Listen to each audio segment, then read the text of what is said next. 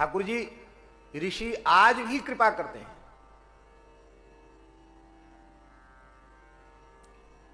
हम विद्यार्थी जीवन में थे और पूज्य गुरुदेव की चरण सन्निधि की यह दिव्य महिमा थी, संतों के संग की महिमा थी कि स्वप्न में भी संसार की प्रवृत्ति नहीं थी, स्वप्न में भी गृहस्थाश्रम में जाएंगे ऐसी कोई प्रवृत्ति मन में नहीं थी। लेकिन अब जब तक घर नहीं छोड़ा तब तक तो कुछ ना कुछ रहता ही है। तो महाराज जी की बुद्ध उस क्षेत्र में कथाएं हों तो लोग कहें कि अब तो भाई समय हो गया, ब्याह होना चाहिए। तो अलग अलग क्षेत्रों की परंपरा होती है, तो वहां कुल देव की पूजा जो होती है उस क्षेत्र में तो घर के बड़े बूढ़े करते हैं। वो कुल के प्रवर्तक जो ऋषि हैं, गोत्र के प्रवर्तक ऋषि हैं, उन्हीं का पूजन कुल बाबू के रूप में होता है। और उसमें कन्याओं को दर्शन नहीं करने दिया जाता है ज्योति का, क्योंकि कन्याएं दूसरे कुल में जाने वाली हैं और नाते रिश्तेदार में भी दूसरे गोत्र के लोग उसको दर्शन भी नहीं करते, प्रसाद भी नहीं लेते। और बड़ी पवित्रता से वो सारी सामग्री घर में तैयार होती है। घर की गाय का घी, घर की चक्की का पिसा हुआ आटा, कुआ का जल, ये सब बड़ी पवित्रता से अभी भी भगवत कृपा से चल रहा है। तो उसमें ठाकुर जी वहां परंपरा उस क्षेत्र में क्या रही कि जिस बालक का विवाह अब होना ही चाहिए तो उसके हाथ घर के बड़े बूढ़े गाय के घी में डुबा करके वो पूजा के स्थान में मिट्टी से पुती हुई जो दीवाल है उस दीवाल में ऐसे हाथे लगा देते और ऐसी मान्यता कि वर्ष भर के भीतर उसका विवाह हो ही जाएगा। वो प्रायः ऐसा अभी भी परिवारों में होता है कि वो हाथे लगवा देते, बोले अब इसके हाथे लगवाओ, इसका ब्याह करना जल्दी। तो हमारे शरीर के जो पितामह थे उनको तैयार कर रखा था लोगों ने। हमको महाराज जी की कथा एक गांव में चल रही थी, बोले ये तो कभी रहते नहीं, इस बार कुल बाबू की पूजा है, चलो। तो महाराज जी ने आज्ञा दे दी, चले गए। वहां हमारे शरीर के बाबा बोले घी में हाथ डुबाओ, लगाओ। सोई तो हम कांप गए। मैंने कहा पहले क्यों नहीं बताया, हम तो आते ही नहीं पूजा में। भाई तुम्हारा टोटका कहीं सफल हो गया तो हमारा तो सर्वनाश हो जाएगा। हमारी तो स्वप्न में भी प्रवृत्ति नहीं है।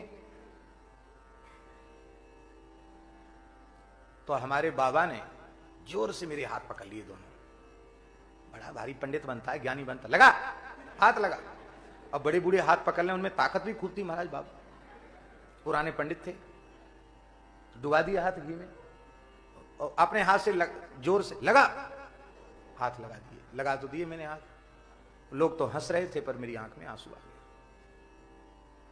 भोजन की रुचि खत्म हो गई, बहुत दुख हुआ। मैंने कोई जन्मांतरीय संस्कार ऐसा होगा। रात्रि को सोए, ये मंच पर कहने वाली बात नहीं है पर आ गया मन तो कह रहे हैं। तो हमने महर्षि भरद्वाज से प्रार्थना की। तो शरीर के पूर्वाश्रम का गोत्र भरद्वाज का ही था। महर्षि भरद्वाज जी से प्रार्थना की, भरद्वाज मुनि बसहि प्रयागा जिन्हीं राम पद अति अनुरागा।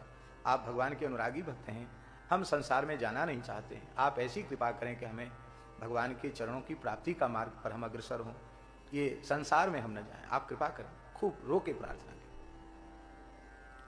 लोगों ने कहा भी कि तो एकदम उदास हो गए, ऐसा नहीं करना चाहिए था, मौन नहीं हो गए, कुछ बोले नहीं। रात्रि को जैसे ही शयन किया, गर्मी का समय था, गर्मी का समय था या भादों में होती शायद पूजा, क्यों भादों में होती है, भादों का समय था। तो जैसे ही रात्रि को सोए तो एक महापुरुष स्वप्न में पधारे। गौर वर्ण है, ऊंचे लंबे स्वरूप हैं, बड़ी सुंदर जटाएं हैं, दाढ़ी है, कमंडल हाथ में है, वलकल वस्त्र धारण किए हुए हैं और कुशा हाथ में लिए हुए हैं, खड़ाऊ पहने हैं। तो महात्मा जानकर मैंने प्रणाम किया। तो उन्होंने कहा, वत्स मैं तुम्हारे गोत्र का प्रवर्तक आचार्य महर्षि भरद्वाज हूं, क्यों दुखी हो? ये शब्द हैं बिल्कुल, क्यों दुखी हो? हमने कहा हमारे बाबा ने जबरदस्ती हाथ लगवा दिया, अब आप कृपा करो हमारा कहीं वो चाई माई के चक्कर में न पड़ जाए, हम ब्याह न हो जाए। तो उन्होंने कहा कि तुम्हारा मनोरथ शीघ्र सिद्ध होगा और तुम संसार में नहीं फंसोगे। ये कहा, उसके बाद मुझे बहुत संतोष मिला और इस घटना के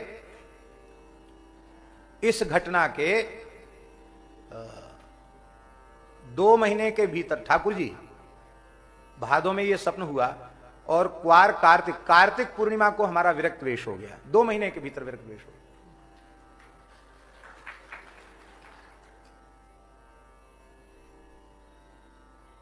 इसका तात्पर्य है कि ये केवल कोरी शास्त्रों में लिखी हुई बातें नहीं हैं। वे गोत्र के ऋषि, वे महापुरुष अधिकारी जीवों पर प्रत्यक्ष भी कृपा कर सकते हैं, स्वप्न आदि में भी कृपा कर सकते हैं। बस उनके बनाए हुए सिद्धांतों में हमारी श्रद्धा होनी चाहिए, हमारी निष्ठा होनी चाहिए। हम लाभ हानि सोचे नहीं, हमें तो अपने बड़ों की आज्ञा का पालन करना है। आज्ञा पालन में अपना आग्रह नहीं रखना।